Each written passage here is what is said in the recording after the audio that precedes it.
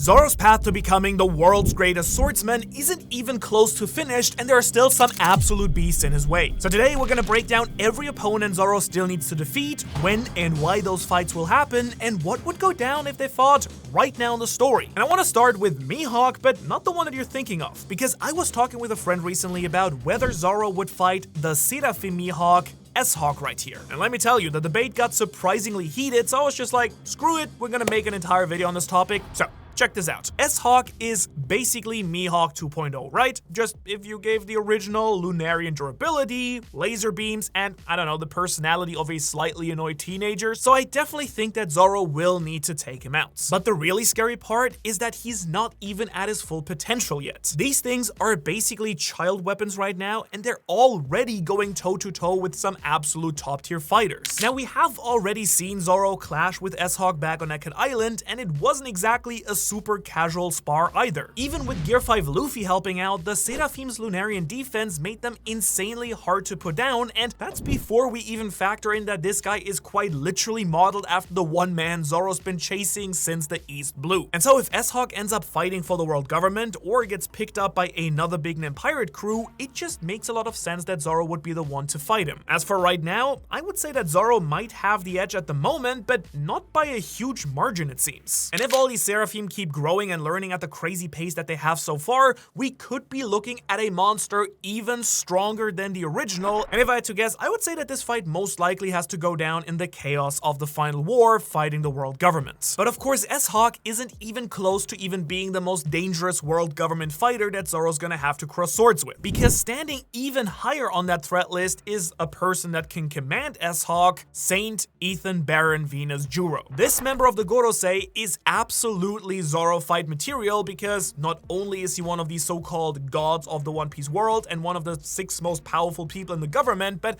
his sword is most likely the so-called Shodai Kitetsu, or the first Kitetsu, which is one of the supreme great swords. And if that's true, and it really looks like it, it puts him on a direct collision course with Zoro, who also owns one of the Kitetsu blades. Now, just recently, we've already gotten a real taste of what Nusjuro can do on Egghead Island, and he even clashed a little bit with Zoro. Ridiculous speed, a demonic skeleton horse transformation, and that absolutely terrifying Gorosei regeneration power. So I think that right now, at least, Nusjuro is on a completely different level. Zoro would truly need another massive leap to stand toe-to-toe with him, but he'll most likely take a first step to this in Elbaf when he learns how to counter the Holy Knight's regeneration powers too. Now, in my head, I can't really see this fight happening outside of Marijoa. It kind of seems like the place that the Gorosei spend like 99% of their time, so it just makes a lot of sense that they would fight right there when the Straw Hats might climb the red line. But let's forget the world government for a moment, because Zoro's got another pirate fight that feels pretty much guaranteed at this point. Because just how Zoro is Luffy's right-hand man, Shiryu of the Rain is the blade-wielding second-in-command for Blackbeard, and if these two crews are ever gonna throw down, which, let's be real, hopefully happens,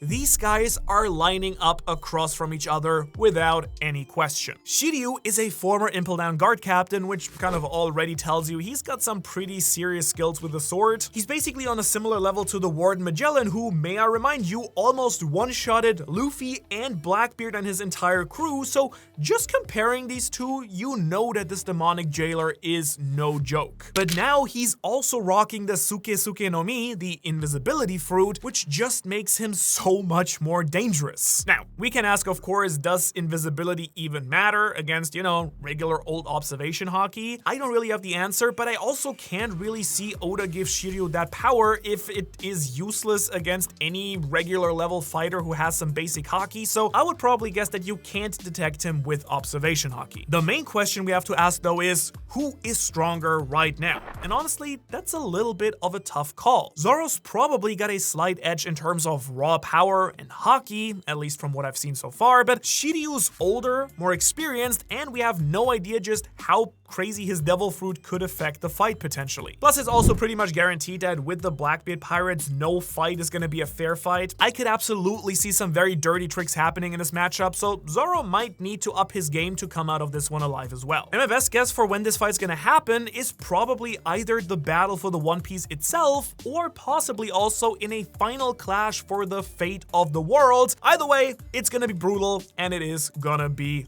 Awesome. But next up, let's go with a character I bet you might have even forgotten about. So good thing you got this video to remind you, because I think Zoro might also fight Vista, the Flower Sword. Just in case you forgot, this is Whitebeard's main swordsman, and the guy that quite literally went toe-to-toe with Mihawk during Marineford, and dare I say, walked away from it just fine. I think that alone tells you that this man is no joke either. Now, Vista's not exactly an enemy for Zoro, but man, like a fight between these two would be such a perfect way to see just, how far Zoro has climbed. I mean, Mihawk actually straight up respected Vista mid-battle, and Mihawk doesn't exactly hand out compliments unless you truly earn them, I think. And right now in the story, I do think that Zoro should theoretically be strong enough to beat him, but Vista's skill and experience would still absolutely make him work for every single inch of that victory. And honestly though, who even knows where Vista and some of the other Whitebeard pirates even are right now? He might be dead because of Whitebeard's son Weevil, but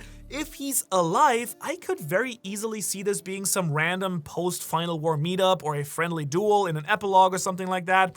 Either way, I would love to see these two cross blades. But now we're moving into a fight where I honestly think that Zoro would get absolutely mid-diffed, and that's because Figarland Shamrock is probably one of the top 5 fighters under Imu's right command. For all we know, he might even be stronger than Saint Nusjuro, and that alone makes him a very serious problem, and if Zoro wants to survive this fight, he's truly gonna have to bring everything he's got, and probably even more on top. So, what really makes Shamrock such a nightmare, I think? For starters, he wields the magical sword Cerberus, and we honestly don't know all the tricks it's capable of yet or how it even works, but this thing is a monster all on its own. And on top of that, Shamrock of course also has the classic Holy Knight regeneration and immortality, which basically means that even if Zoro somehow lands some insane strike, it might just straight up not mean and do anything. Also, if we take his twin brother Shanks as a comparison point, which hopefully we can,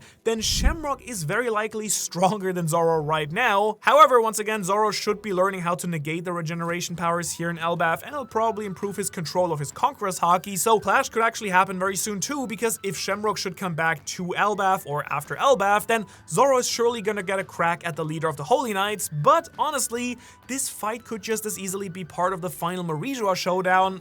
Either way, honestly, this is the kind of battle that would really test how far Zoro has come and truly push him to the absolute edge. So that's like, what, 2, 3 Final War matchups for Zoro now? Are we giving Zoro too many enemies here? Nah, it's gonna be fine. Let's throw in another one, because Shamrock's father, Saint Figarland Garling, might be an even tougher opponent for Zoro during the battle to save the world. And honestly, it kind of seems like Oda is setting him up to be potentially even the strongest of the Gorosei, which would then put him, of course, just below Imu and be a perfect matchup for Zoro if the crew decides to take them all on. And just based on sheer reputation alone, I think we have to say that Garling probably at least is stronger right now. Like, we haven't seen him fight, he's old, but old people in One Piece can still be top tiers, as we know. Just look at Garp. And now that he's joined the Gorosei, he's most likely gonna get some of these strange demonic transformations. So yeah, Zoro's gonna need to truly figure out a way to counter whatever generation or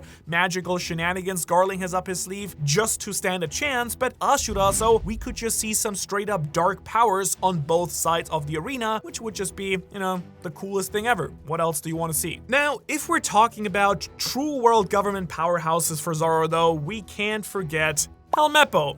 Yeah, that Helmeppo, the spoiled child playing with his swords in the live action. But hey, he's grown a lot since the early days, and now he actually wields dual Kukiri knives, so technically, he's a swordsman, which means they could fight, also because Luffy might clash with Kobe, Helmeppo's bro, and Zoro would, let's be real, just wash him like a light load of laundry. So I think we can move on from that guy pretty fast. Now, this next character is not your typical Zoro opponent, and there's a real debate about if they'd actually fight, but there's still a good chance, I think, that they have to throw down before the end of the story, and that's because Benn Beckman is the only true non-swordsman character on this entire list. But as Shanks' second in command, he's basically destined to fight with Zoro, and his reputation in Shanks' crew is very similar to Zoro's reputation as, Luffy's equal. Now, of course, Shanks himself is a swordsman, but come on. You know that fight is Luffy's alone. Let's not, mess with anything here. No need to fix something that's not broken. Now you have to remember that this dude fights with guns, yes, but it's not like he's doing some weak sniper stuff from across the map. The man can hit you with a bullet or straight up just pistol whip you like we saw in chapter 1 of the manga. But if these two fought right now, I would actually probably still give it to Benn Beckman. I mean, his reputation alone suggests that he's on Admiral level, and we've seen glimpses of his insane composure and precision and stuff in non-canon,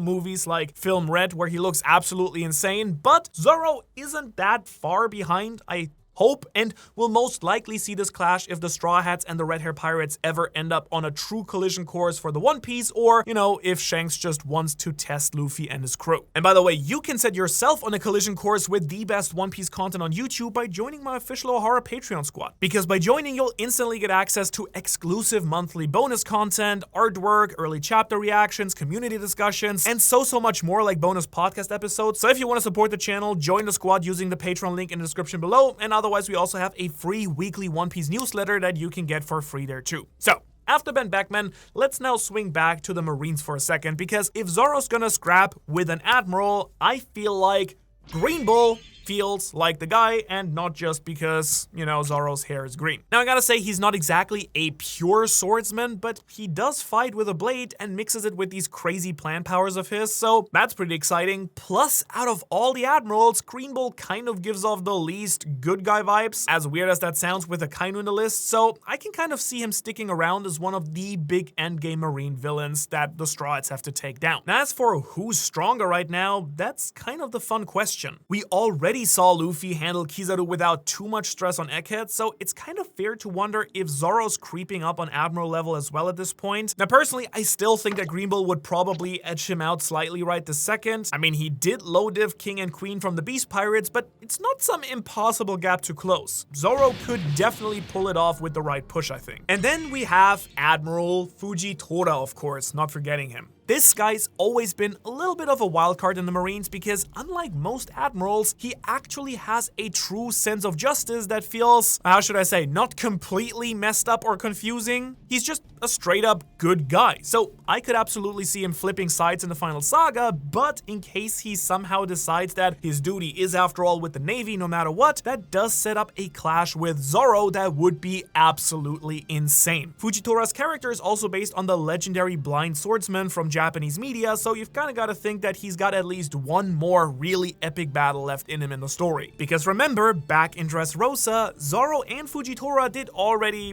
have their little skirmish. It never really felt like they were going all out or having a full fight. Kind of more like Oda teasing that possibility in front of us. A final war rematch would be the perfect payoff though, and this time it wouldn't just be a few exchanges in the streets. And the matchup itself is quite fascinating, honestly. Zoro's the kind of guy who pushes through everything and anything with sheer brute force, but Fujitora's gravity powers aren't something you can just brute force your way past. I think, if someone can do it, it's Zoro. But that would also force Zoro to adapt more and prove he's got a whole nother level to take on this gravity master, and who doesn't want to see Zoro slice through some giant meteors, right? But now I want you to get ready for this next one, because I'm gonna hit you with a character whose name you probably might not even remember. This guy right here is the absolute legend that is Bogard. And he's basically Garp's right-hand man and has been for decades, so if there is ever gonna be a final Garp versus Luffy clash, then you can bet that Zoro and Bogard will be throwing down in a heated battle too. But now, let's talk about the fight we have truly all been waiting for. The one that absolutely has to happen to determine the world's strongest swordsman. Let's talk about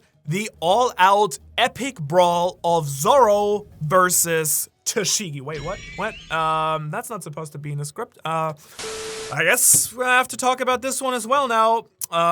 She's been chasing after Zoro since Loketown because I guess they're basically on the same wavelength when it comes to, geeking out about swords. She's obsessed with collecting and protecting the most famous blades. And Zoro just happens to be the guy hoarding a bunch of these legendary blades at this point. Now, let's be real, this is not gonna be some world-shattering, island-splitting duel. Sure, Tashigi's probably leveled up her hockey, but Zoro at this point is just way ahead of her. no debate here. But that doesn't mean the fight wouldn't matter. I mean, a spar between these two could be the perfect thematic moment, kind of a way for Tashigi to prove her resolve and for Zoro to acknowledge her growth and power, almost like closing the book on this long-running rivalry. And honestly, I really kind of like the idea of this clash happening after all the chaos is over. You know, no more Marines, no pirates, no world government breathing down everyone's neck, just Zoro and Tashigi, blades drawn, seeing who's gotten stronger. Not to decide the fate of the world, but to settle something between them. And also, come on Oda, can you finally reveal to us at some point also why she looks exactly like Kuina? You can't just put that out and then leave us hanging like this for like decades. In fact, now that I think about it, it could lead to a duel with Zoro's true nemesis, the one opponent he could never defeat and that took his best friend's life. I'm talking about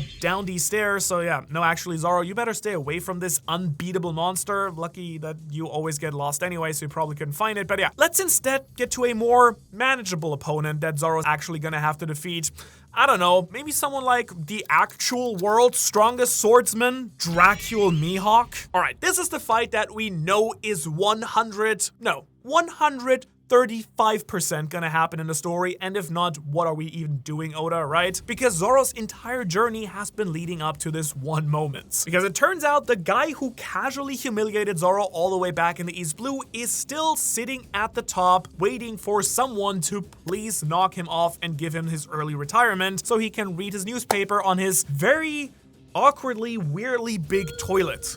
What is this thing? Now, let's not kid ourselves here. Mihawk still has the edge at this point, by like a lot probably. Zoro is a monster, sure, but Mihawk is the guy who's been unchallenged as the world's strongest swordsman for as long as we know about it and has also been training Zoro himself. So for Zoro to even stand a chance, he probably needs 1 or 2 more insane power-ups, something like turning his swords into black blades, unlocking some crazy hockey mastery in Elbaf, you know, like this type of thing that feel like the bare minimum that he'll need for this fight. Now, the real mystery with this battle is, of course, when this will finally happen. And I think there are kind of 2 big options. One, since Mihawk is now tied up with Cross Guild, Zoro could face him in the big race for the One Piece, you know, kind of like a big clash before the greatest mystery in the story ever is finally revealed. But the other option also feels almost even more fitting, because what if this is not an endgame duel? Kind of like after the crew has found the One Piece, Luffy's crown pirate king, and the world government has been taken down, that's when Zoro and Mihawk settle things once and for all. No armies, no distractions, just 2 pure swordsmen, 1 title, and a fight that the entire story has been building towards. I don't know about you, it seems really fitting to me at least, especially because we know that Mihawk and Shanks used to have duels like this all the time before, you know, Shanks lost his arm and, you know, got a little bit boring for Mihawk, I guess. And I, for one, can't wait to see Zoro finally reunite with his mentor in one final all-out clash, showing what he really learned in his journeys with Luffy. Otherwise, Shanks, so much for watching.